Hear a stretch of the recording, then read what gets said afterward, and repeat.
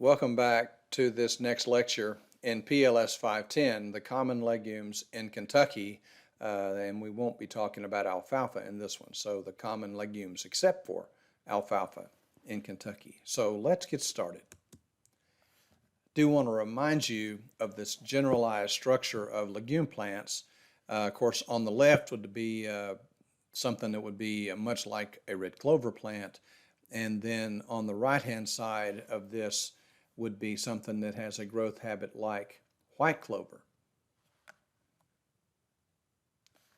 The common legumes in Kentucky, the perennials that we'll talk about, are going to be alfalfa, red clover, white clover, Sericea lespedeza, bird's foot trefoil, and sweet clover.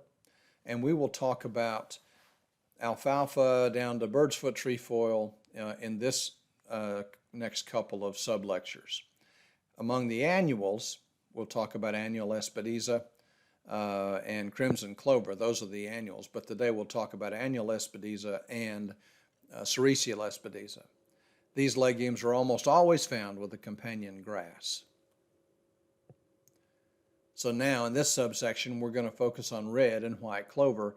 And if you'll remember back to some of our earlier lectures, these are the predominant legumes present in hay and pasture fields in Kentucky.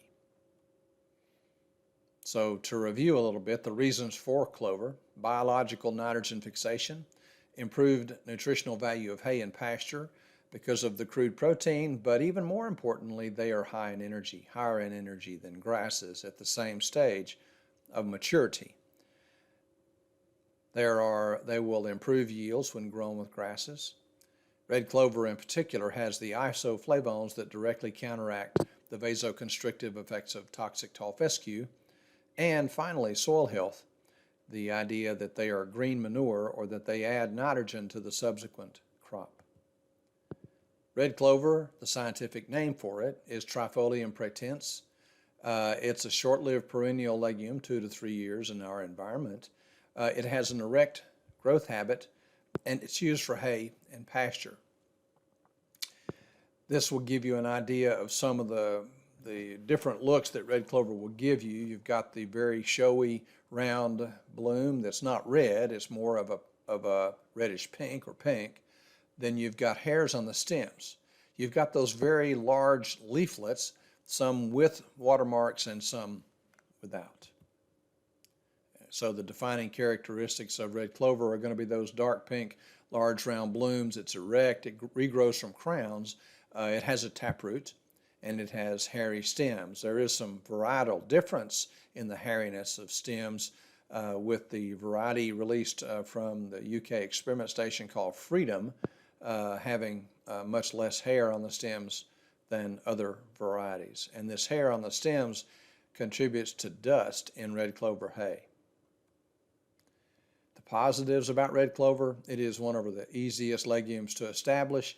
It has lower fertility requirements than alfalfa, particularly pH. It grows better in summer than white clover.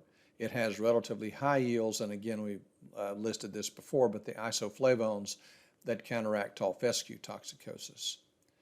If you could change red clover in any number of ways, one of the first things you would do is try to give it a longer life. It has a short stand life, and we've been looking for a reliable 3-year plus red clover since 1920, and it has not been forthcoming. The hairs make for dusty hay, and that generally means that horse owners don't want to feed it and shouldn't feed it. Red clover can cause slobbers, that's excessive salivation caused by Rhizoctonia fungus, and not the red clover plant per se, but Rhizoctonia likes to grow on red clover in the hot, humid days of midsummer. Slaframine is the alkaloid that causes that livestock to slobber, and it persists for a long time in red clover hay. There are at least a couple types of red clovers. The medium red clovers that produce multiple harvests, that's the most prominent type of red clover. And then the mammoth or one-cut red clovers, they are single cut. The first harvest has higher yields, and they will regrow, but there's not much yield in those regrowth harvests. They are grown primarily in the more northern areas above 60 degrees north latitude, which is the northern U.S. and Canada. Switching gears to white clover, it's Trifolium repens, and that's a perennial legume. It's potentially long-lived through volunteer plants or plants that spread from the original taproot. They spread, of course, by stolons, which are horizontal above-ground rooting stems. It has a low prostrate growth habit, and it's used primarily for grazing, although some ladino types, that's giant white, can be used or can contribute to hay. The positives, it lives a long time. The initial plant grows from a taproot, but that initial plant can spread by stolons, and so it'll fill in. It is very high in quality to the grazing animal. The only harvested part is the leaf and the petiole, and these are very highly digestible. It tolerates a lower soil fertility than alfalfa, again mainly in the pH category, and it tolerates close grazing.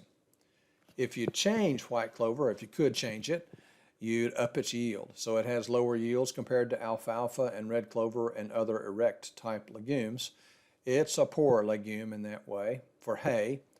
It is one of the leading causes of frothy bloat, and we've talked a little bit about that in class. Can be overly competitive, and it has very poor soil holding characteristics, and although this is true for pretty well all legumes. Again, we've got types of white clover. The really small or Dutch type varieties are very persistent but have limited yield and limited nitrogen fixation. Those are the native types that wind up invading our pastures. And ironically, these are highest in the cyanide content that we talked about before, but these are low values, and animals are obviously acclimating to the levels of cyanide that are present in Dutch white clover. And because the yields are so low, they're not getting a large amount of it anyway. And then there are the large varieties, or large type, and that's the ladino or giant whites. They have higher forage yield and nitrogen fixation, but they are usually less persistent. And recently there's been an influx of varieties known as the intermediate varieties, which are an intermediary between production and persistence, or between the large and the small types of white clover.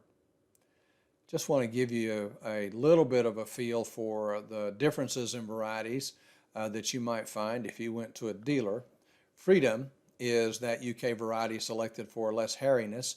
Kinland is an old variety, probably 50 or 60, 70 years old in Kentucky, that still yields well. This is in Owenton, Kentucky, average over 3 years. Whoops, pardon me.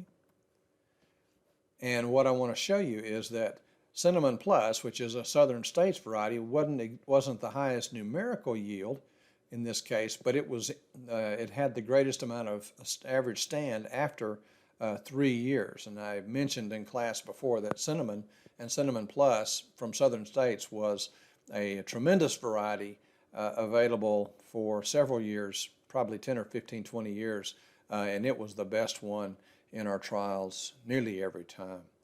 We also include common varieties, and that would be variety not stated, brown, just generic red clover seed, because, of course, this is the comparison that farmers have to make, the comparison between more expensive certified seed or proprietary seed and the cheaper non-certified stuff.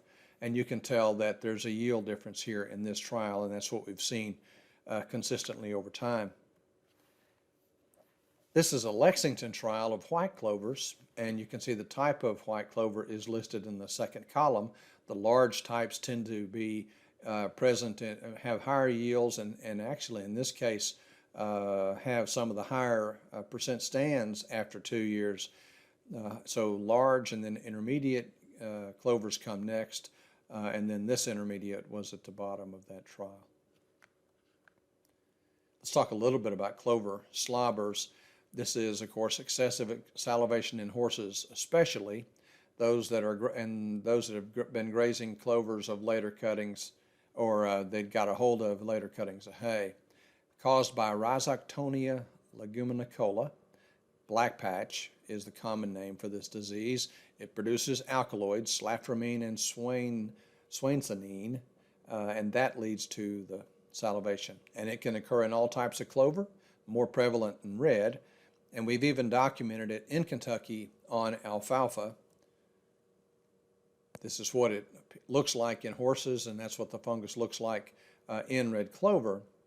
And this is Rhizoctonia fungi on alfalfa that we have just seen in the last year in western Kentucky, and that's a close-up of the stem. The photograph was by Brenda Kennedy down at Princeton.